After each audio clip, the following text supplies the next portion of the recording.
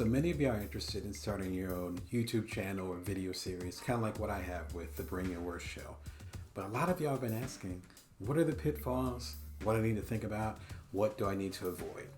This is the 250th episode of the Bring Your Worst show, and I want to peel behind the curtain and show y'all some of the interesting challenges that come when you're doing a video series like this. This is the Bring Your Worst show. My name is Damon Brown. I'm coming to you every Monday, Wednesday, and Friday, 11:30 a.m. Pacific Standard Time, Vegas time. If you like what you're hearing, be sure to subscribe. Number one, do not worry about monetization. You know, I'm really into passive income. I have about 50 or so passive income streams. I talk about that in my books, most recently Career Remix. I talk about this on the show. I talk about it with you all the time as a coach, particularly if you're creative. The thing is that you have to create community before you create income. Particularly with YouTube and with other platforms, there's a certain minimum requirement. As of this recording in fall of 2022, the requirement for YouTube are 4,000 watched hours by the public within the last 365 days. That's a rolling count.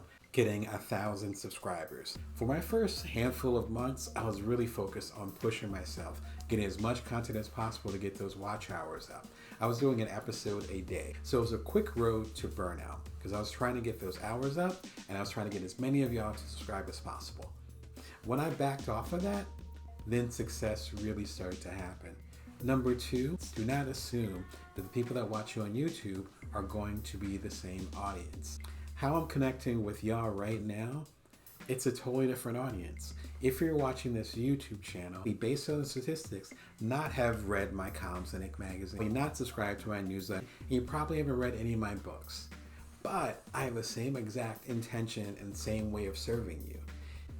When you realize that, you don't assume that the content that you're talking about on TikTok, about your newsletter, talking about when you do a keynote, it's good to reframe that content you have from other channels. So that saves you a little bit of work for sure. Some of the stuff I talk about over the past 250 episodes, I've talked about extensively in my book, on my TED Talks, etc. But not only that, but you actually are able to get this new audience, this video audience, up to speed.